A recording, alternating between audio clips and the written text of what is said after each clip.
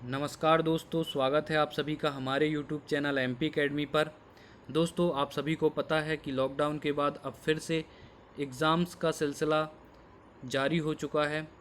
दोस्तों, इसी को ध्यान में रखते हुए और ख़ासकर एमपीपीएससी जो कि 25 जुलाई को होने वाला है, उसको ध्यान में रखते हुए हमने 1500 मोस्ट इम्पॉर्टेंट जीके के क्वेश्चंस एकत्रित किए हैं। यहीं से क्वेश्चन बार बार पूछे जाते हैं। तो दोस्तों, इस वीडियो को 1 से 2 बार ज़रूर देखिएगा। बिना देरी किए चलिए स्टार्ट करते हैं जीके के 1500 महत्वपूर्ण प्रश्न। दोस्तों, हमारा पहला क्वेश्चन है, गुलाम वंश का संस्थापक कौन था? तो आप सभी को पता है, गुलाम वंश का संस्थापक था कुतुबुद्दीन ऐबक, और ऐबक ने गुलाम वंश की स्थापना की थी। दोस्तों, क्योंकि ये 1500 क्वेश्चन हमको पढ़ना है तो ये थोड़ा तेज़ी से हम पढ़ेंगे और किसी भी क्वेश्चन में एक्सप्लेनेशन नहीं देंगे। दूसरा है दोस्तों, पूर्वी घाट तथा पश्चिमी घाट का मिलन स्थल कहाँ है? तो ये नीलगिरी की पहाड़ियाँ। दोस्तों, जो नीलगिरी की पहाड़ियाँ हैं वहाँ पर पूर्वी और पश्चिमी घाट का यहाँ पर मिलन होता है। और ये जो नीलगिरी की पहाड़ियाँ हैं, यहीं से मानसून भी 2 भाग में डिवाइड हो जाता है, एक पश्चिमी मानसून और एक पूर्वी मानसून। ठीक है, जिसे भारत में क्या कहा जाता है? अरब सागर शाखा और बंगाल की खाड़ी शाखा। 2 शाखाओं से वर्षा होती है, सबसे ज़्यादा बंगाल की खाड़ी शाखा से वर्षा होती है।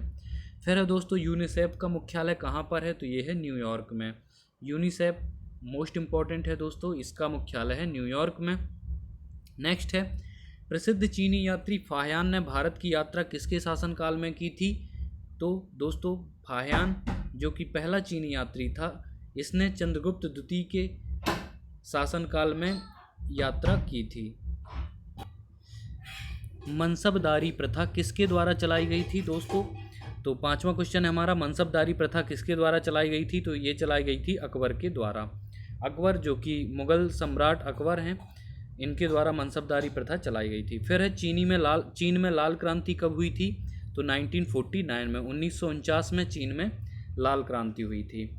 7वां क्वेश्चन है दोस्तों, महात्मा गांधी ने करो या मरो का नारा कब दिया था? तो महात्मा गांधी ने 1942 में भारत छोड़ो आंदोलन के समय करो या मरो का नारा दिया था दोस्तों।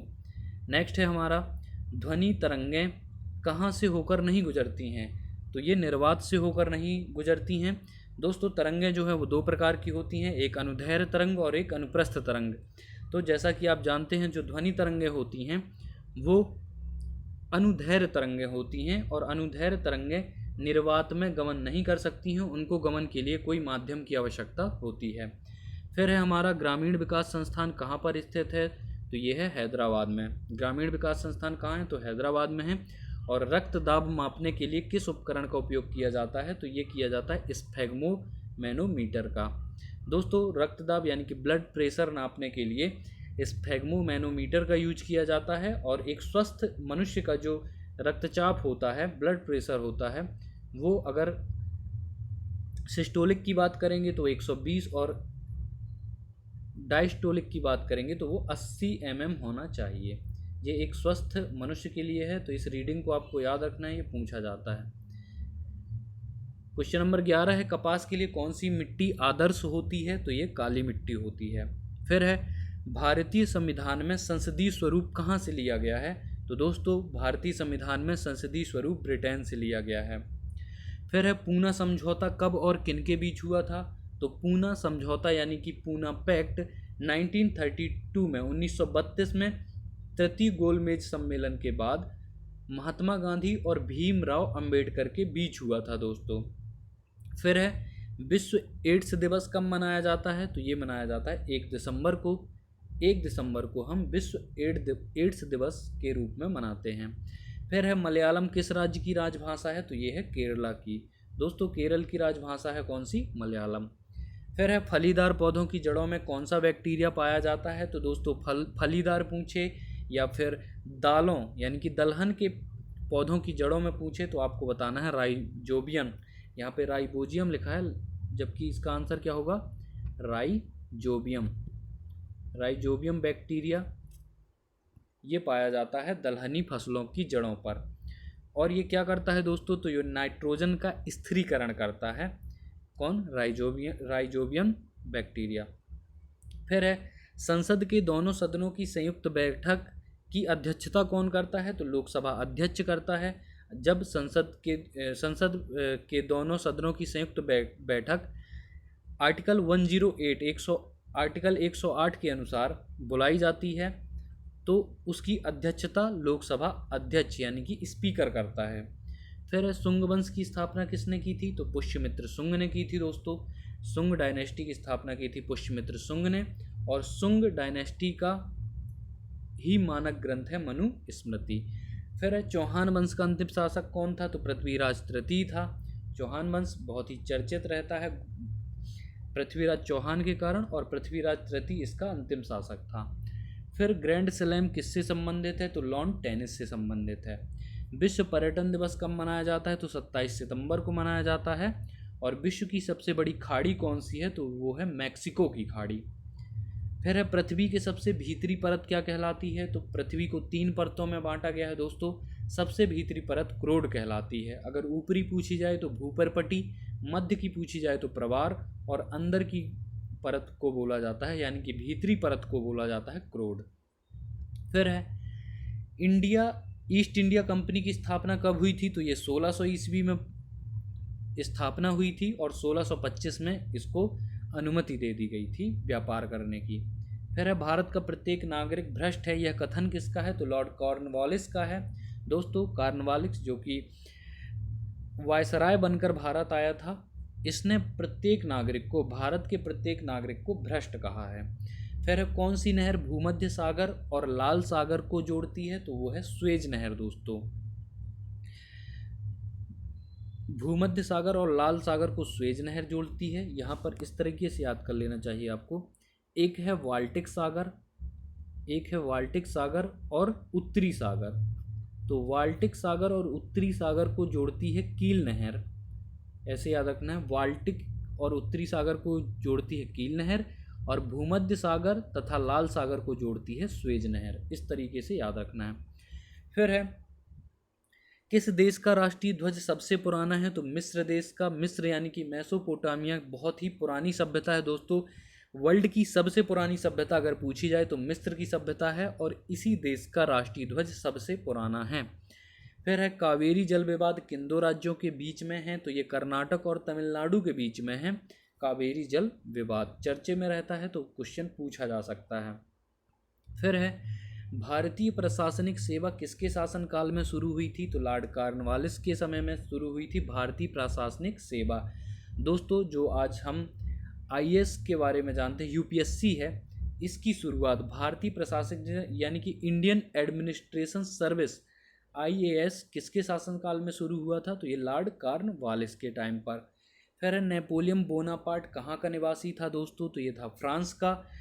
और अगर चांसलर पूछा जाए तो ये जर्मनी का चांसलर था, ठीक है, लेकिन नेपोलियन बोनापार्ट निवासी पूछा जाए तो ये फ्रांस का था।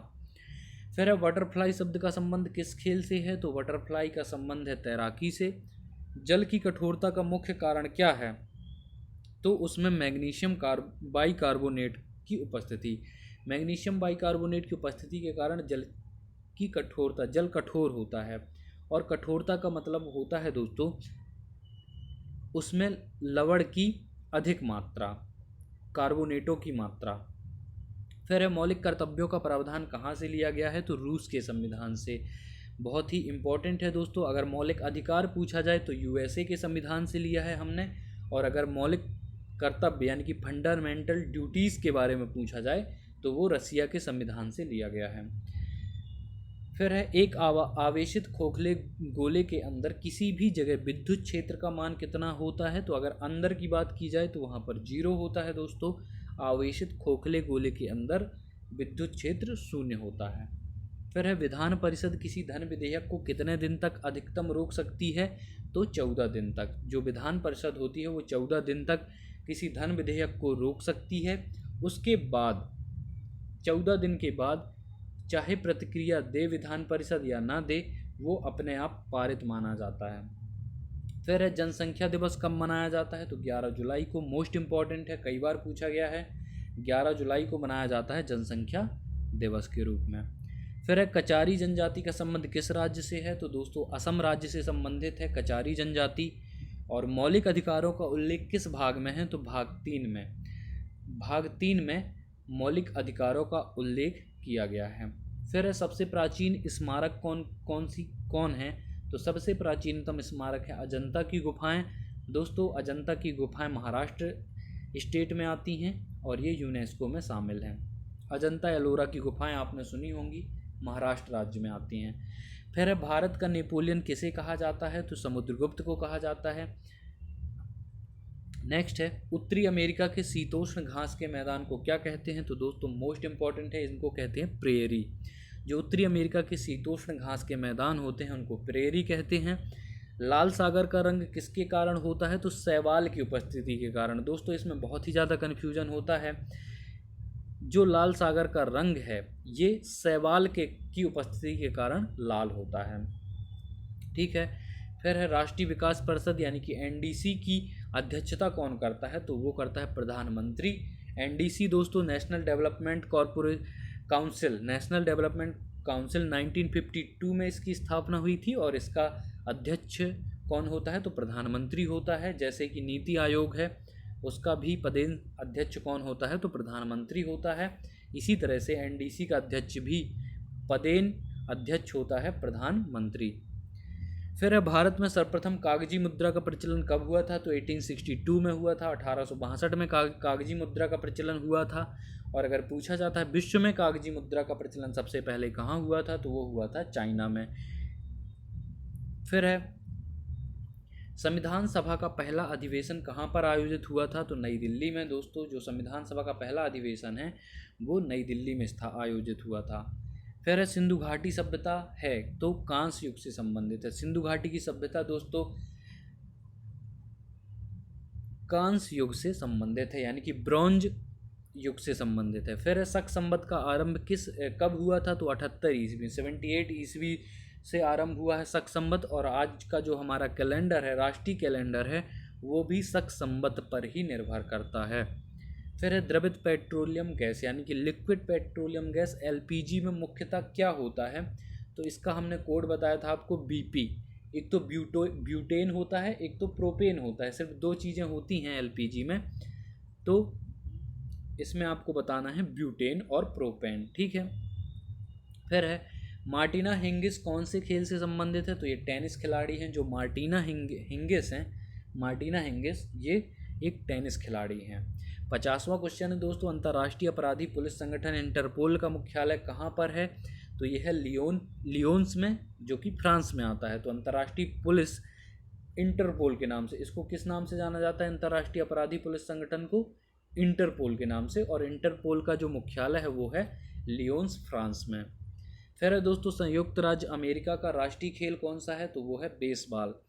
दोस्तों बेसबॉल संयुक्त राज्य अमेरिका यानी कि यूएसए का राष्ट्रीय खेल है और इसके पिच को क्या कहा जाता है? तो डायमंड कहलाता है। ठीक है। फिर है भारत में पंचवर्षीय योजना को किसने प्रारंभ किया था? तो पीसी महालनोबिस ने। ये दोस्तों महान अर्थशास्त्री हैं हमारे देश के पीसी महालनोबिस। इन्होंने भारत में पंचवर्षीय योजना का प्रारंभ किया था। और जैसा कि आपने देखा है कि 2017 के बाद से 2017 में जो 12वीं पंचवर्षीय योजना थी वो हमारी कंप्लीट हुई और उसके बाद से पंचवर्षीय योजना को समाप्त कर दिया गया है। अब पंचवर्षीय योजना हमारे देश में नहीं चलती है। फिर नील नदी का उपहार किसे कहा जाता है? तो मिस्र को। दोस्तों जो मिस्र की सभ्यता है वो नील नदी के किनारे थी। जितनी भी पुरानी सभ्यताएं होंगी वो किसी न किसी नदी के किनारे पाई जाती हैं। जैसे एग्जाम्पल के लिए सिंधु घाटी की सभ्यता सिंधु नदी के किनारे, उसी तरह से नील नदी का उपहार कहा जाता है मिस्र को। तो मिस्र की सभ्यता कहाँ थी? नील नदी के तट पर। फिर आधुनिक ओलंपिक खेलों का आयोजन सर्वप्रथम कहाँ पर हुआ था? तो जो आधुनिक ओलंपिक हैं इन खेलों का आयोजन सर्वप्रथम हुआ था 1896 में एथेंस में। 1896 में एथेंस में हुआ था। फिर टीबी रोग के प्रतिरोध के लिए कौन सा टीका लगाया जाता है? तो ये लगाया जाता है बीसीजी का टीका।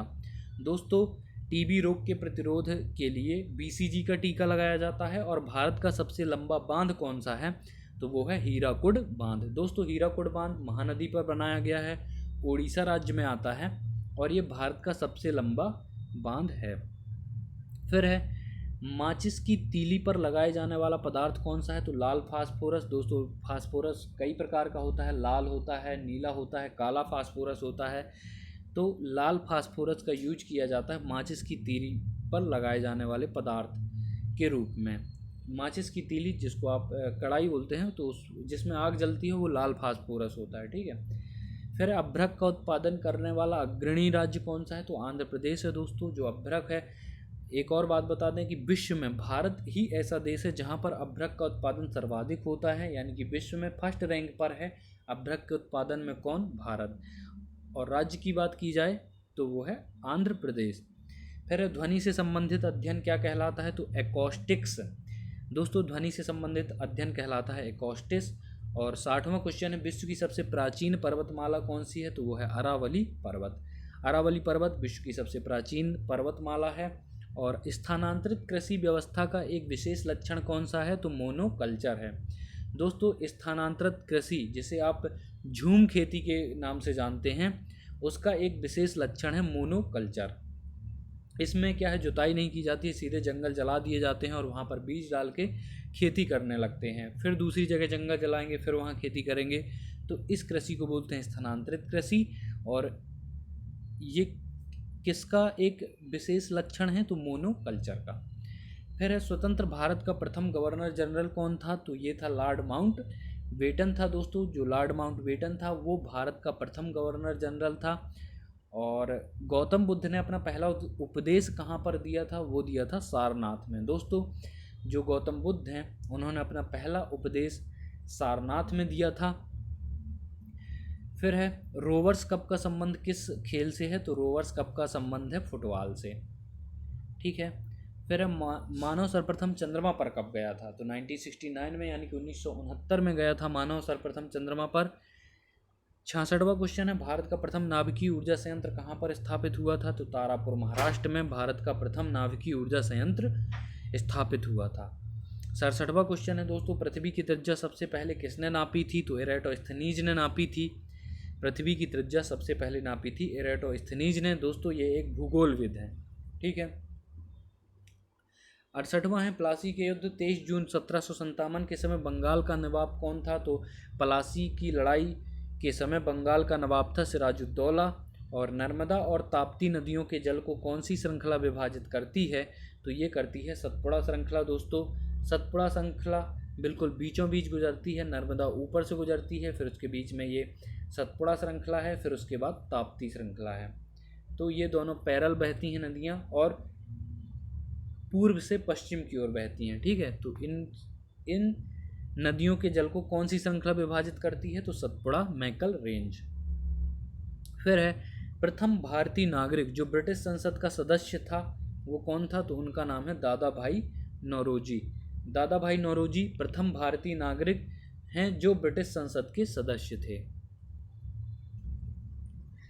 नेक्स्ट क्वेश्चन है दोस्तों, प्याज में कौन सा तत्व पाया जाता है? तो ये पाया जाता है फास्फोरस। प्याज में पूछे, लहसुन में पूछे, दोनों में पाया जाता है फास्फोरस और सल्फर, ठीक है।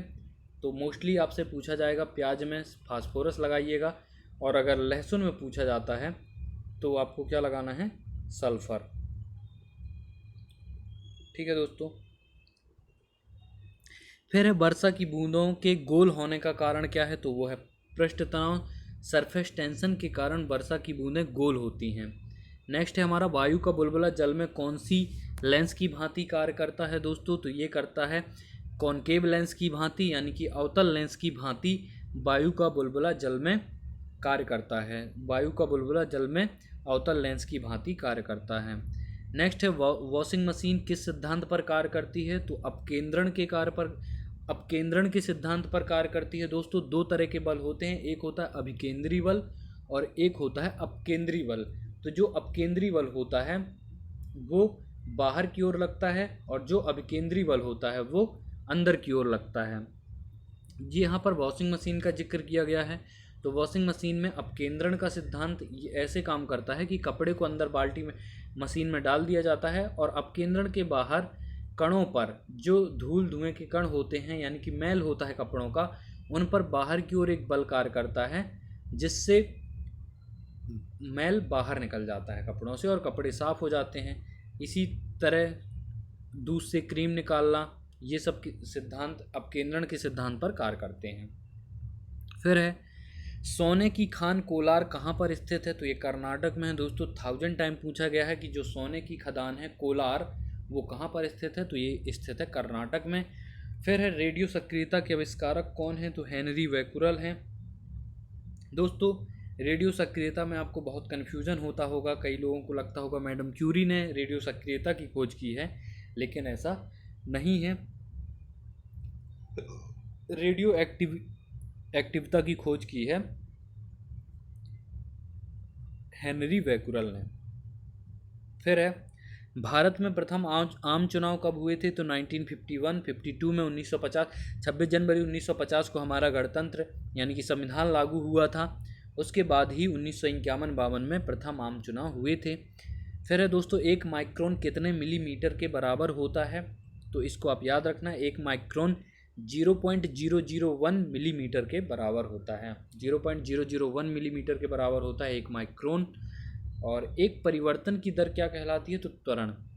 एक नहीं, यहाँ पर मिसप्रिंट है दोस्तों। dv/dt यानी कि वेग परिवर्तन की दर, वेग परिवर्तन की दर को क्या कहते हैं, तो त्वरण कहते हैं। ठीक है, वेग परिवर्तन की दर को त्वरण कहते हैं और स्थिति परिवर्तन की दर को विस्थापन कहते हैं, आपको याद रखना है। भारत में सर्वाधिक चांदी उत्पादन करने वाला राज्य कौन सा है, तो राजस्थान है दोस्तों। भारत में सबसे ज़्यादा चांदी का उत्पादन कहाँ होता है, तो राजस्थान में होता है। फिर है हमारे संविधान में 8वीं अनुसूची में अब तक कितनी भाषाओं को शामिल किया गया है, तो 22 भाषाओं को। हमारे संविधान की जो 8वीं अनुसूची है उसमें 22 भाषाओं को शामिल किया गया है। फिर है आपेक्षिक आर्द्रता किससे मापी जाती है, तो ये हाइग्रोमीटर से। दोस्तों बहुत ही ज़्यादा कन्फ्यूजन करता है ये क्वेश्चन। अगर आपेक्षिक आर्द्रता की बात की जाए तो आपको हाइग्रोमीटर लगाना है। कौन सा लगाना है, हाइग्रोमीटर लगाना है आपेक्षिक आर्द्रता के लिए। ठीक है, फिर है 5वीं पंचवर्षीय योजना का मुख्य उद्देश्य क्या था, तो 5वीं पंचवर्षीय योजना जो कि इंदिरा गांधी जी के टाइम पर आई थी, इसका उद्देश्य था गरीबी हटाना। गरीबी हटाना इसका मुख्य उद्देश्य था। फिर है भारत में दशमलव मुद्रा प्रणाली कब शुरू हुई, तो अप्रैल 1957 में हुई थी। 1957 में भारत में दशमलव मुद्रा प्रणाली की शुरुआत हुई थी। फिर है कलिंग युद्ध कहाँ पर हुआ था दोस्तों, तो कलिंग युद्ध जो कि ऐतिहासिक युद्ध है, कलिंग युद्ध ये हुआ था उड़ीसा में। ठीक है, उड़ीसा में युद्ध हुआ था कलिंग युद्ध। और फिर है केंद्रीय चावल शोध संस्थान कहाँ पर है, तो कटक जो कि उड़ीसा में आता है, यहाँ पर चावल का शोध संस्थान है दोस्तों। ठीक है, राइस रिसर्च सेंटर है कटक उड़ीसा के अंदर। फिर विश्व प्रसिद्ध कोणार्क का मंदिर किसने बनवाया था दोस्तों, तो ये विश्व प्रसिद्ध मंदिर जो कोणार्क का मंदिर है यह एक सूर्य मंदिर है। और ये किसने बनवाया था, तो ये बनवाया था नरसिंह देव ने। तो याद रखिएगा कोणार्क मंदिर पूछा जाता है, सूर्य मंदिर है। भारत का एकमात्र सूर्य मंदिर कोणार्क का मंदिर है और यह नरसिंह देव ने बनवाया था। फिर है प्रसिद्ध पुस्तक गॉड ऑफ स्मॉल थिंग्स के लेखक कौन हैं, तो यह है अरुंधति राय। ये 1000 टाइम पूछी जा चुकी पुस्तक है गॉड ऑफ स्मॉल थिंग्स और इसके लेखक हैं अरुंधति राय। फिर है भारत का सबसे प्राचीन तेल क्षेत्र कौन सा है, तो दोस्तों यह है डिगबोई असम। डिगबोई असम में एक डिगबोई ऑयल माइंस है जहाँ पर सबसे प्राचीन तेल क्षेत्र है। यहाँ पर सबसे पहले अगर तेल कहीं से निकाला गया था तो वो डिगबोई से निकाला गया था भारत के अंदर। ठीक है, फिर हिटलर को और कौन से दूसरे नाम से जाना जाता है, तो फ्यूहरर के नाम से।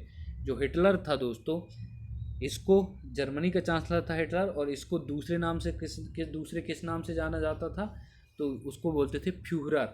और इसकी एक पुस्तक है दोस्तों मैन कैंप, याद रखिएगा मैन कैंप का लेखक है हिटलर। इसने बुक लिखी है हिटलर ने, कौन सी, मैन कैंप। फिर चंद्रमा पर सबसे पहले मानव अंतरिक्ष यान कौन सा गया था, तो अपोलो 11। जो चंद्रमा पर सबसे पहले मानव अंतरिक्ष यान गया था उसका नाम था अपोलो 11। फिर 7 टापुओं पर बसा नगर किसे कहा जाता है, तो 7 टापुओं पर बसा हुआ नगर कहलाता है हमारा मुंबई, उम्मीदों का शहर मुंबई।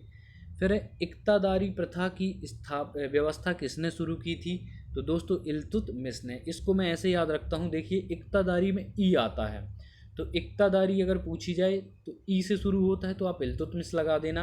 अगर मनसबदारी पूछी जाए, दो ही पूछी जाती हैं एग्ज़ाम में, एक मनसबदारी प्रथा और एक कौन सी है, इक्तादारी प्रथा। तो इक्तादारी प्रथा पूछी जाए तो इल्तुतमिश लगाना है, मनसबदारी प्रथा पूछी जाए तो आपको अकबर लगाना है। ठीक है, अकबर ने शुरुआत की थी मनसबदारी व्यवस्था की, और इल्तुतमिश ने शुरू की थी इक्तादारी प्रथा की। ठीक है, फिर दक्षिण का कश्मीर किसे कहा जाता है? तो दक्षिण का कश्मीर दोस्तों केरल को कहा जाता है। केरल बहुत ही फेमस है मसालों के लिए और अपनी उत्पादन क्षमता के लिए, शिक्षा के लिए, तो इसको दक्षिण का कश्मीर कहा जाता है। ठीक है, प्राकृतिक सौंदर्य के लिए फेमस है कौन? केरल, इसलिए इसको दक्षिण का कश्मीर कहते हैं। फिर है बांदीपुर राष्ट्रीय उद्यान कहाँ पर स्थित है? मोस्ट इंपॉर्टेंट है दोस्तों, बांदीपुर नेशनल पार्क कहाँ पर है? तो ये है कर्नाटक में, कर्नाटक में है बांदीपुर नेशनल पार्क। फिर है संसद के दोनों सदनों की संयुक्त बैठक कौन बुलाता है? तो ये लोकसभा,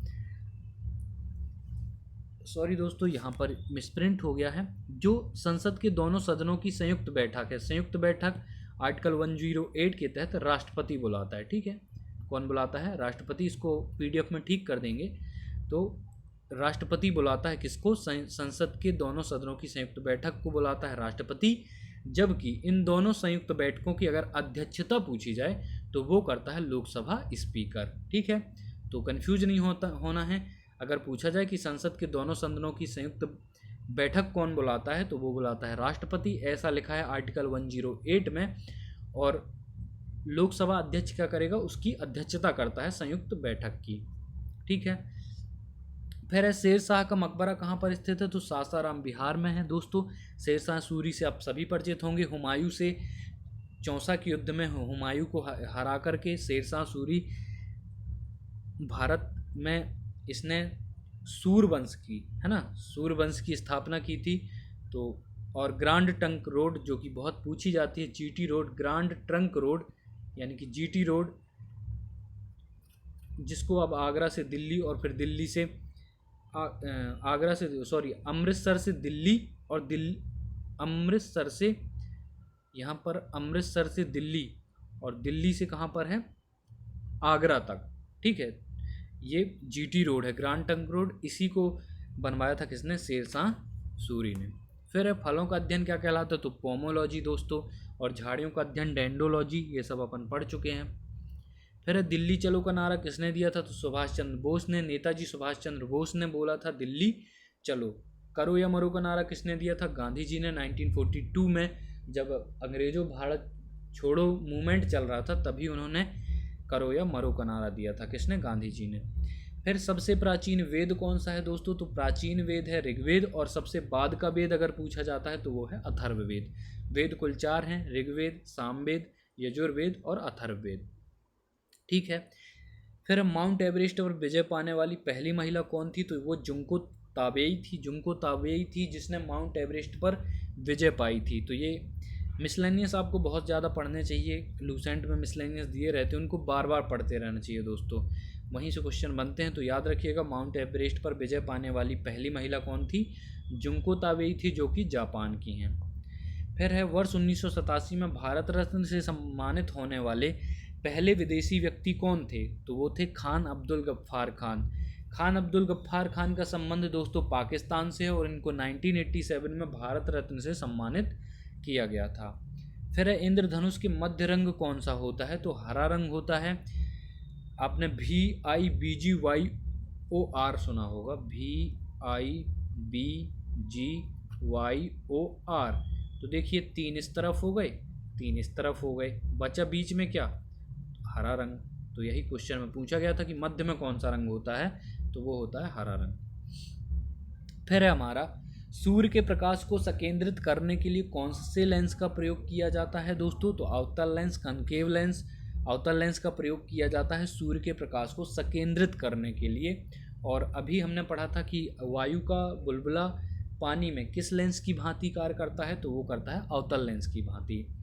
फिर है मोबाइल सिम कार्ड में सिम का पूरा नाम क्या है? दोस्तों सिम का पूरा नाम होता है सब्सक्राइबर आइडेंटिटी मॉड्यूल। बहुत ही ज़्यादा इम्पोर्टेंट है दोस्तों, सिम का पूरा नाम। सिम का पूरा नाम क्या है? एस से होता है सब्सक्राइबर, आई से होता है आइडेंटिटी और एम से होता है मॉड्यूल। तो subscriber identity module full form है किसका? सिम का। फिर है तो, और एसएमएस का भी पूछा जाता है, शॉर्ट मैसेज सर्विस उसका होता है, ठीक है, तो उसको भी पढ़ लीजिएगा। फिर नेशनल डिफेंस एकेडमी का मुख्यालय कहाँ पर है? तो खड़कवासला में है दोस्तों। जो नेशनल डिफेंस यानी कि एनडीए का मुख्यालय कहाँ पर है? खड़कवासला में है। खड़कवासला में एनडीए का मुख्यालय, एनडीए का। फिर है खालसा पंथ के संस्थापक कौन थे? तो खालसा पंथ गुरु गोविंद सिंह, सिख धर्म से संबंधित है खालसा पंथ, और इसकी शुरुआत ही की है, इसको इस्टेब्लिश किया था गुरु गोविंद सिंह ने। 10वें गुरु हैं दोस्तों गुरु गोविंद सिंह, खालसा पंथ के संस्थापक। फिर जल स्तर की अधिकतम गहराई कहाँ पर स्थित है? तो मेरियाना बीच, प्रशांत सागर। जो मेरियाना ट्रेंच है ये विश्व का सबसे गहरा स्थान है। अगर आपसे पूछा जाता है कि सबसे गहरा स्थान कौन सा है, तो मेरियाना ट्रेंच है, ठीक है। फिर है चौथा खंबा। चौथा खंबा किस चीज़ की ओर इंगित करता है? तो जो चौथा खंबा है इसको फोर्थ, इस तरीके से आप फोर्थ पिलर कहेंगे, ठीक है, FOURTH, फोर्थ पिलर। चौथा खंबा में आपको लग रहा होगा चार मीनार होती है ना, चार मीनार टाइप का, तो कोई जगह लग रही होगी, लेकिन ऐसा नहीं है। फोर्थ पिलर के बारे में पूछा गया। लोकतंत्र का फोर्थ पिलर यानी कि चौथा खंबा कहलाता है मीडिया, प्रेस। अगर प्रेस ईमानदार हो तो कोई भी देश, किसी भी देश में करप्शन नहीं हो सकता है, और ना ही कोई गलत काम कर सकती है, ना ही सरकार कोई ऐसा कदम उठा सकती है जो जनता के हित में ना हो, ठीक है। इसलिए उसको चौथा खंबा बोलते हैं, फोर्थ पिलर बोलते हैं किसको? प्रेस को।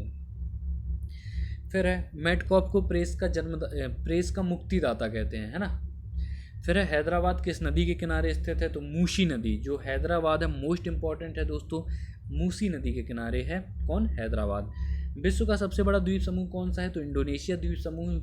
जो इंडोनेशिया द्वीप समूह है वो विश्व का सबसे बड़ा द्वीप समूह है। फिर पुष्कर मेले का आयोजन कहाँ पर होता है? तो अजमेर में होता है दोस्तों। पुष्कर सबसे इम्पोर्टेंट क्वेश्चन है। जो पुष्कर है यहाँ पर भारत का एकमात्र ब्रह्मा जी का मंदिर है, कहाँ पर? तो पुष्कर में। और पुष्कर कहाँ पर है? तो यह है अजमेर, राजस्थान के अंदर। फिर विश्व का सबसे बड़ा द्वीप कौन सा है? तो ग्रीनलैंड। जो कि ग्रीनलैंड है दोस्तों विश्व का सबसे बड़ा द्वीप है। फिर किस तापमान पर सेल्सियस और फ़ारेनहाइट के मान समान होते हैं दोस्तों? तो -40 डिग्री सेल्सियस पर फ़ारेनहाइट और सेल्सियस के मान समान होते हैं, याद रखिएगा, -40 डिग्री। भारत में योजना आयोग की स्थापना कब हुई थी? तो ये हुई थी 15 मार्च 1950 को दोस्तों। 15 मार्च 1950 को योजना आयोग की स्थापना हुई थी। इसके बाद फिर 1 जनवरी 2015 को इसका नाम चेंज करके क्या कर दिया गया? नीति आयोग, ठीक है। नीति आयोग ये आपको याद रखना है। नीति आयोग का गठन कब हुआ था? तो 1 जनवरी 2015 को। किसके स्थान पर लाया गया है? तो योजना आयोग के स्थान पर लाया गया है। योजना आयोग 15 मार्च 1950 से चला आ रहा था, लेकिन 1 जनवरी 2015 को इसका नाम चेंज हो गया और क्या हो गया? नीति आयोग, ठीक है। National institution for transforming India, ये उसका फुल फॉर्म होता है नीति का। फिर एशिया के नोबेल पुरस्कार के नाम से किसे जाना जाता है? तो दोस्तों रेमन मैग्सेसे पुरस्कार को जाना जाता है एशिया के नोबेल पुरस्कार के रूप में, ठीक है। थोड़ा पानी पी लेते हैं।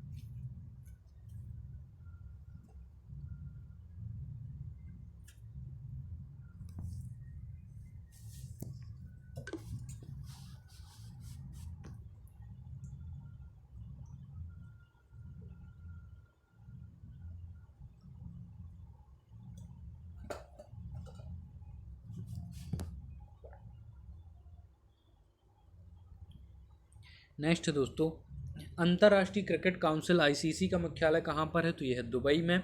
दुबई जो कि संयुक्त अरब अमीरात की UAE की कैपिटल है, ठीक है। UAE संयुक्त अरब अमीरात की कैपिटल है कौन? दुबई। और ये अंतर्राष्ट्रीय क्रिकेट काउंसिल ICC का मुख्यालय है यहाँ पर। अगर पूछा जाए दोस्तों BCCI का मुख्यालय कहाँ पर है? तो मुंबई में है। भारतीय क्रिकेट कंट्रोल बोर्ड का मुख्यालय कहाँ पर है? तो वो है मुंबई में। फिर है टाइफाइड बीमारी का कारण क्या है? तो जीवाणु साल्मोनेला टाइफी जो जीवाणु होता है इसके कारण होता है टाइफाइड, तो इसको याद रखना है दोस्तों, जीवाणु से होता है। ठीक है,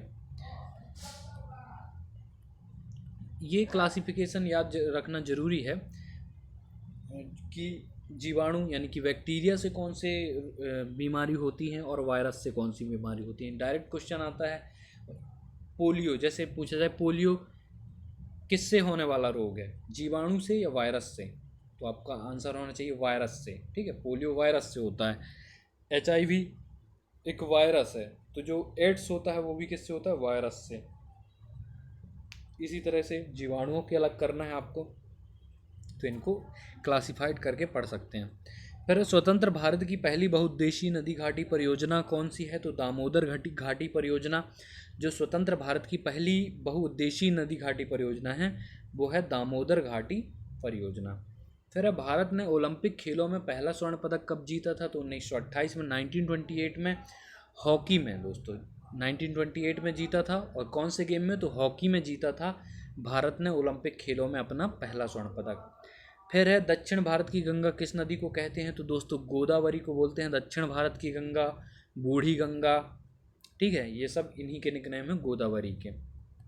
फिर है अमृतसर शहर के संस्थापक कौन थे, तो गुरु रामदास थे अमृतसर शहर के संस्थापक।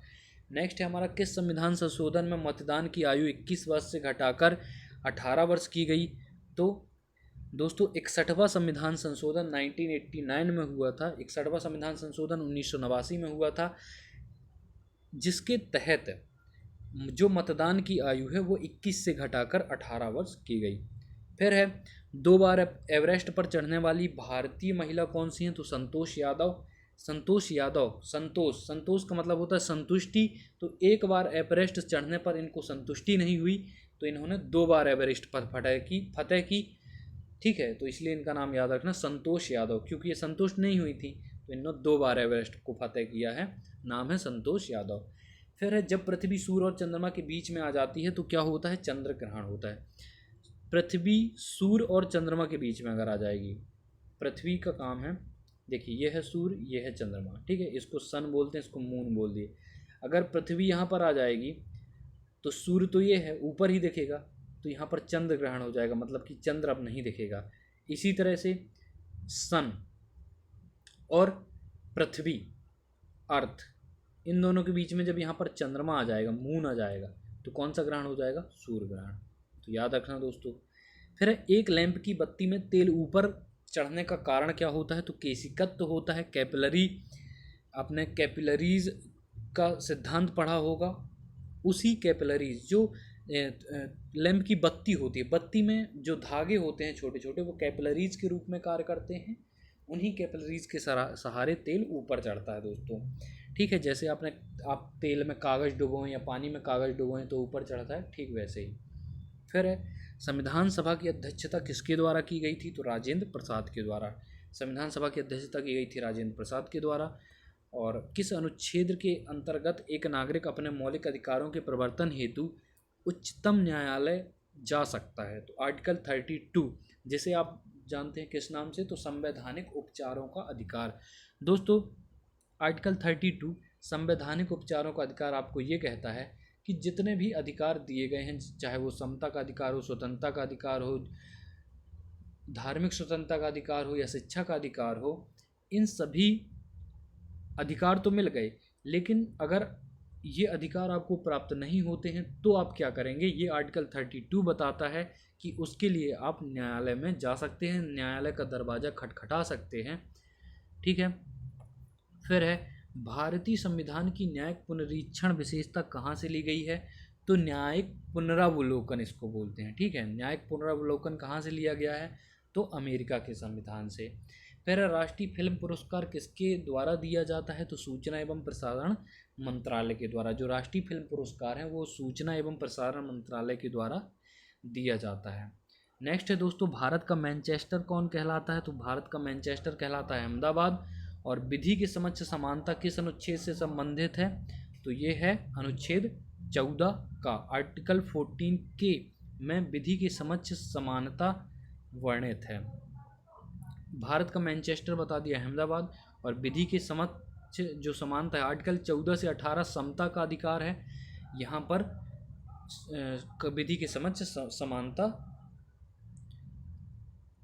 के बारे में बताया गया है आर्टिकल 14A में। ठीक है, फिर ग्रहों का सूर्य के चारों ओर घूमने का कारण क्या है? तो गुरुत्वाकर्षण बल है दोस्तों। गुरुत्वाकर्षण बल के कारण ग्रह सूर्य के चारों ओर चक्कर लगाते हैं। फिर प्रकाश संश्लेषण के दौरान प्रकाश ऊर्जा किस में रूपांतरित होती है? तो रासायनिक ऊर्जा में रूपांतरित होती है। ठीक है, रासायनिक ऊर्जा में रूपांतरित हो जाती है। प्रकाश संश्लेषण के दौरान जो सौर ऊर्जा होती है वो रासायनिक ऊर्जा में परिवर्तित हो जाती है। नेक्स्ट है हमारा नागालैंड की राज्य की भाषा क्या है? तो अंग्रेजी है दोस्तों। नागालैंड एक ऐसा राज्य है, नॉर्थ ईस्ट का राज्य है, यहाँ पर अंग्रेजी बोली जाती है। राज्य की भाषा अंग्रेजी है, यानी कि राज्य के सभी कार्य अंग्रेजी भाषा में संपन्न होते हैं। सूरत अधिवेशन 1907 की अध्यक्षता किसने की थी दोस्तों? तो रास बिहारी बोस ने। रास बिहारी बोस ने अध्यक्षता की थी सूरत अधिवेशन 1907 में। फिर है एशियाटिक सोसाइटी ऑफ बंगाल के संस्थापक कौन थे दोस्तों? तो विलियम जोन्स थे। William Jones Asiatic Society of Bengal के संस्थापक थे। नेक्स्ट हमारा किस संविधान संशोधन द्वारा संपत्ति के अधिकार को विधिक अधिकार में बदला गया? तो 44वां संविधान संशोधन 1978 के द्वारा जो संपत्ति का अधिकार था, पहले ये मौलिक अधिकार था, फिर इसको विधिक अधिकार में बदला गया है। कब? 1978 में 44वां कॉन्स्टिट्यूशन अमेंडमेंट के द्वारा। फिर भारतीय राष्ट्रीय कांग्रेस के प्रथम मुस्लिम अध्यक्ष कौन थे? तो भारतीय राष्ट्रीय कांग्रेस के प्रथम मुस्लिम अध्यक्ष थे बदरुद्दीन तैयब जी। बदरुद्दीन तैयब जी थे राष्ट्रीय कांग्रेस के प्रथम मुस्लिम अध्यक्ष।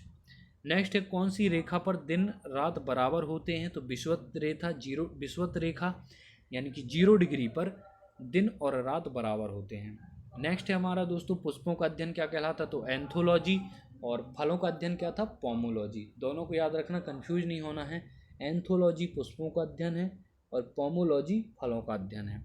नेक्स्ट है इंसुलिन का निर्माण शरीर के किस अंग में होता है? तो अग्नाशय में होता है। अग्नाशय में दोस्तों इंसुलिन का निर्माण होता है, और इंसुलिन जो कि ज़रूरी है डायबिटीज़ से बचने के लिए। अगर जिस व्यक्ति के अग्नाशय से इंसुलिन का स्त्राव नहीं होता है उसको डायबिटीज़ हो जाती है। ठीक है, फिर है तेल और प्राकृतिक गैस ONGC का मुख्यालय कहाँ पर है? तो देहरादून, जो कि उत्तराखंड की कैपिटल है। यहाँ पर किसका हेडक्वार्टर है? तो तेल और प्राकृतिक गैस का। फिर 3 दिसंबर 1984 को भोपाल में कौन सी गैस का रिसाव हुआ? तो मिथाइल आइसोसाइनाइड यानी कि MIC। ठीक है, इसको MIC से याद रखना, मिथाइल आइसोसाइनाइड 3 दिसंबर 1984 को हुआ था। इसको भोपाल गैस कांड या भोपाल त्रासदी के रूप में जाना जाता है। इसमें बहुत ही ज़्यादा मासूमों की जान गई थी दोस्तों। ठीक है, तो इसको याद रखना, 3 दिसंबर 1984 को भोपाल में मिथाइल आइसोसाइनाइड गैस का रिसाव हुआ। प्याज का खाने योग्य भाग कौन सा है? तो रूपांतरित तना है दोस्तों। जो प्याज का हम लोग खाते हैं, कौन सा भाग खाते हैं? तो वो है रूपांतरित तना। नेक्स्ट हमारा भारत में सबसे कम अवधि तक प्रधानमंत्री रहने वाले व्यक्ति कौन है? तो सबसे कम अवधि तक रहने वाले प्रधानमंत्री रहने वाले व्यक्ति हैं अटल बिहारी वाजपेयी, सिर्फ 16 दिन। ठीक है, फिर भारत छोड़ो आंदोलन कब प्रारंभ हुआ था? तो 1942 में। अभी आप ऊपर पढ़ चुके 1942 में। और इसी भारत छोड़ो आंदोलन में गांधी जी ने नारा दिया था किसका?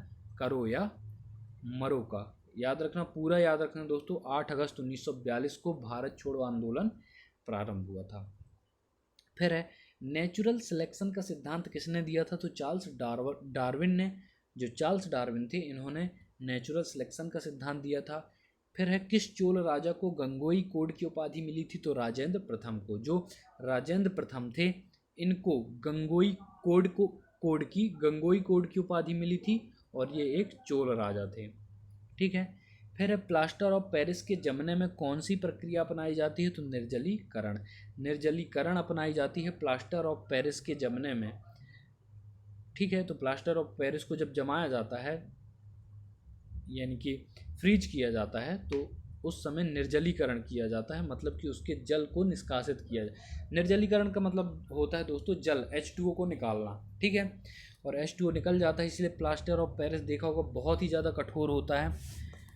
ठीक है, फिर आकस्मिक निधि का संबंध किस अनुच्छेद से है दोस्तों? तो आकस्मिक निधि का जो संबंध है वो आर्टिकल 267 से है, 267 से संबंध है आकस्मिक निधि का। फिर है भारत में निर्मित प्रथम कंप्यूटर कौन सा था, तो सिद्धार्थ। मोस्ट इम्पॉर्टेंट है, भारत में निर्मित प्रथम कंप्यूटर था सिद्धार्थ। और अगर पूछा जाए कि भारत में निर्मित पहला सुपर कंप्यूटर कौन था, तो वो था परम। ठीक है। फिर है भारत सेवक समाज की स्थापना किसने की थी, तो गोपाल कृष्ण गोखले ने। जो भारत सेवक समाज है, भारत सेवक समाज की स्थापना की थी गोपाल कृष्ण गोखले ने। आधुनिक हिंदी का जनक किसे कहा जाता है, तो भारतेंदु हरिश्चंद्र को कहा जाता है दोस्तों आधुनिक हिंदी का जनक। आधुनिक हिंदी का जनक है भारतेंदु हरिश्चंद्र। और कौन से विटामिन जल में विलय होते हैं, तो विटामिन बी और सी होते हैं। ठीक है, देखिए टोटल विटामिन कौन कौन कितने होते हैं, ए बी सी डी के। ठीक है, ये होते हैं विटामिन। और इसमें जो बी सी है, बी और सी है ये, और एक विटामिन ई भी है ना, हाँ। तो बी और सी क्या है, जल में विलय होते हैं, जल में विलय हैं ये। तो आपको इनको याद नहीं रखना है। ठीक है, बी और सी को याद नहीं रखना है, आपको याद रखना है कीड़ा, के ई डी ए। ठीक है, के ई डी ए। तो कौन से विटामिन आपसे पूछा जाएगा, जल में विलय हैं। और कौन से विटामिन आपसे पूछा जाएगा कि वसा में विलय है। तो जो ये कीड़ा है, ये जल में, ये वसा में विलय है। किस में है, वसा में विलय है। कीड़ा का मतलब है विटामिन के, विटामिन ई, विटामिन डी और विटामिन ए। ये किस में विलय हैं, वसा में विलय हैं। बचा कौन सा, तो विटामिन बी और सी, तो ये जल में विलय है। ठीक है, अब ये वसा में विलय हैं तो जल में विलय नहीं होंगे, और बी और सी जल में विलय हैं तो वसा में विलय नहीं होंगे, ये आप समझ जाना। फिर है नेत्रदान में आँख का कौन सा अंग दान किया जाता है दोस्तों, तो आँख का कौन सा दान किया जाता है, कॉर्निया। जो कॉर्निया होती है एक आँख में, जो ऊपर ये पतली पन्नी होती है, ठीक है, पन्नी जो परत चढ़ी होती है, पन्नी टाइप की झिल्ली होती है, ठीक है, झिल्ली होती है, इस झिल्ली को निकाल लिया जाता है और यही दूसरे किसी नेत्रहीन इंसान को दे दिया जाता है ताकि वो देख सके। तो नेत्रदान में आँख का कॉर्निया दान किया जाता है। और अगर ये पूछा जाता है कि आँखों में प्रतिबिंब कहाँ बनता है दोस्तों, तो ये रेटिना पर बनता है, जिसको दृष्टिपटल बोलते हैं, हिंदी में दृष्टिपटल और इंग्लिश में बोलते हैं रेटिना। फिर है नोबेल पुरस्कार की शुरुआत किस वर्ष से हुई थी, तो नोबेल पुरस्कार की शुरुआत हुई थी 1901 से।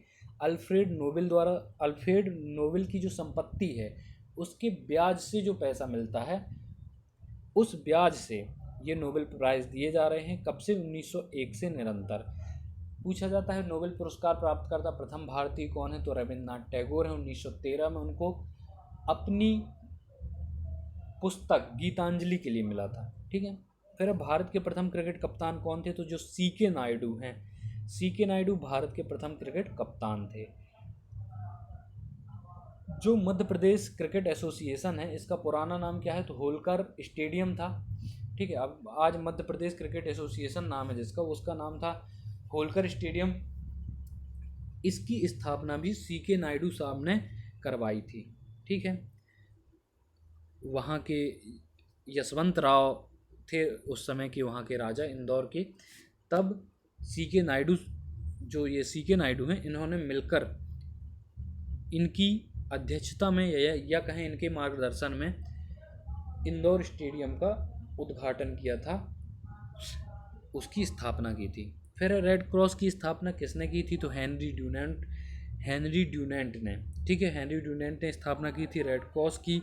और दोस्तों रेड क्रॉस एक ऐसी संस्था है जिसको 3 बार शांति की नोबेल के लिए नॉमिनेट किया गया है। आपको कमेंट बॉक्स में सन बताना है कि कौन कौन से सन में रेड क्रॉस सोसाइटी को नोबेल प्राइज़ के लिए नॉमिनेट किया गया है। ठीक है, फिर छोटी माता चिकन पॉक्स का मुख्य कारण क्या है, तो वायरस, विषाणु दोस्तों। जो छोटी माता होती हैं यानी कि चिकन पॉक्स होती है, स्मॉल चिकन पॉक्स होती हैं, उनका मुख्य कारण है वायरस। फिर भारतीय पेट्रोलियम संस्थान कहाँ पर स्थित है, तो देहरादून में। जो भारतीय पेट्रोलियम संस्थान है, भारतीय पेट्रोलियम संस्थान पूछे, ONGC का हेडक्वार्टर पूछे, सब आपको कहाँ लगाना है, देहरादून, जो कि कैपिटल है उत्तराखंड की। भविष्य का ईंधन किसे कहा जाता है, तो हाइड्रोजन को भविष्य का ईंधन कहते हैं दोस्तों। फिर है मुग़ल काल की मुख्य भाषा कौन थी, तो फारसी बोलते थे। जो मुग़ल काल के लोग थे फारसी भाषा का ज़्यादा यूज करते थे। आपने देखा होगा जो अमीर खुसरो हैं, अबुल फजल हैं, इन सब की जो रचनाएं हैं, इन सब की फारसी भाषा में आपको रचनाएं मिलेंगी। ठीक है। भारत का फिल्म प्रशिक्षण संस्थान कहाँ पर है, तो पुणे में है। जो भारत का फिल्म प्रशिक्षण संस्थान है वो कहाँ पर है, पुणे में है। और 165वां क्वेश्चन है, भाषा के आधार पर राज्यों का पुनर्गठन कब किया गया, 1956 में। 1956 में दोस्तों भाषा के आधार पर राज्यों का पुनर्गठन किया गया। और भाषाई आधार पर बनने वाला पहला राज्य कौन सा है, तो वो है आंध्र प्रदेश, 1953 में बना था। ठीक है। 1 नवंबर 1956 को हमारा मध्य प्रदेश भी बना है। फिर है, शरीर में किस अंग के काम नहीं करने से मधुमेह रोग हो जाता है, तो अग्नाशय। दोस्तों अग्नाशय से मैंने आपको बताया था, जो इंसुलिन है अग्नाशय से स्त्रावित होता है। अगर अग्नाशय से इंसुलिन के स्त्रावण की मात्रा में कमी आती है तो जो शर्करा है वो पर्याप्त मात्रा में क्या नहीं बन पाता है, यूरिन नहीं बन पाता है। मतलब जो सुक्रोज है वो कन्वर्ट नहीं हो पाती किसमें, यूरिन में, तो मूत्र के रूप में वो बाहर नहीं निकलेगी। तो जो बॉडी है उसमें सुक्रोज की मात्रा ज़्यादा हो जाने से मधुमेह बीमारी हो जाती है, यानी कि डायबिटीज़ बीमारी हो जाती है। फिर है, इस्लाम धर्म के प्रवर्तक कौन है, तो पैगंबर मोहम्मद साहब। दोस्तों जो पैगंबर मोहम्मद साहब थे ये इस्लाम धर्म के प्रवर्तक माने जाते हैं। और इन्हीं के जो अली हैं इन्हीं के दामाद हैं। फातिमा इनकी पुत्री का नाम था, उन्हीं के हस्बैंड हैं अली। तो जो सिया सुन्नी आपने नाम सुना होगा पैगंबर मोहम्मद साहब को सुन्नी फॉलो करते हैं और जो अली के फॉलोवर हैं वो सिया कहलाते हैं। फिर द्वितीय विश्व युद्ध के समय ब्रिटेन के प्रधानमंत्री कौन थे, तो मोस्ट इम्पॉर्टेंट है दोस्तों, द्वितीय विश्व युद्ध 1939 से 1945 तक चला और इस समय ब्रिटेन के प्रधानमंत्री थे विंस्टन चर्चिल। इनका नाम आपने बहुत मूवियों में भी सुना होगा, विंस्टन चर्चिल का नाम। ठीक है। फिर है, अंतरिक्ष में किसी यान को भेजने वाला प्रथम देश कौन सा है, तो सोवियत संघ रशिया। जो रशिया है वो अंतरिक्ष में किसी यान को भेजने वाला प्रथम देश है। फिर है, प्रसिद्ध चोरी चारा लिखा है यहाँ पर, चोरा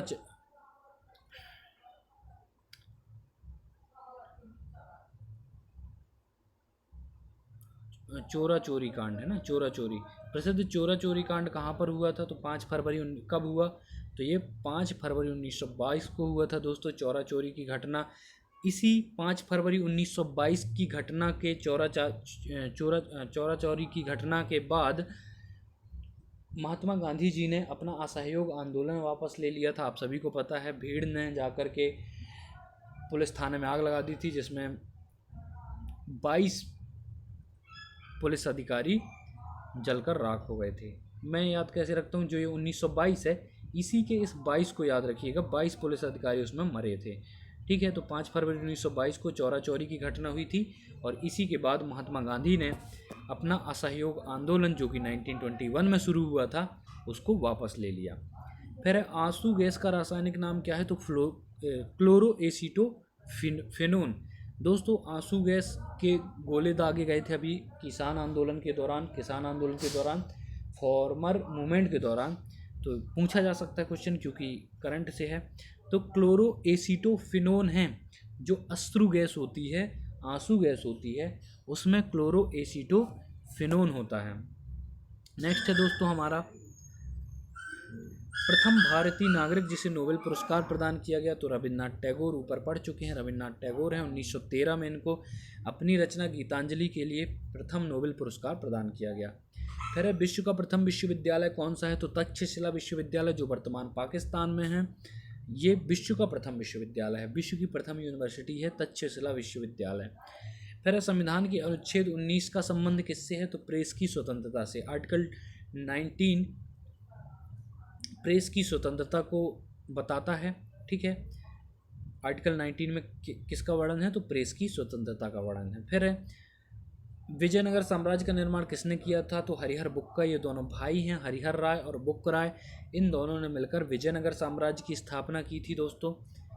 ठीक है। फिर है, भारत में सर्वाधिक लंबा राजमार्ग कौन सा है, तो NH7 भारत में सर्वाधिक लंबा राजमार्ग है। अब ये चेंज हो गया है दोस्तों, अब NH7 ना हो करके कौन सा है, ये आपको कमेंट बॉक्स में बताना है। फिर है विश्व में सबसे ज़्यादा बोली जाने वाली भाषा कौन सी है दोस्तों, तो ये चीनी है। जो चीनी भाषा है, मंदारिनी, चीनी या मंदारिनी भाषा है, ये विश्व में सबसे ज़्यादा बोली जाने वाली भाषा है। फिर है चतुर्थ बौद्ध संगीति किसके शासनकाल में संपन्न हुई, तो कनिष्क के शासनकाल में कुंडलवन कश्मीर में हुई थी संपन्न।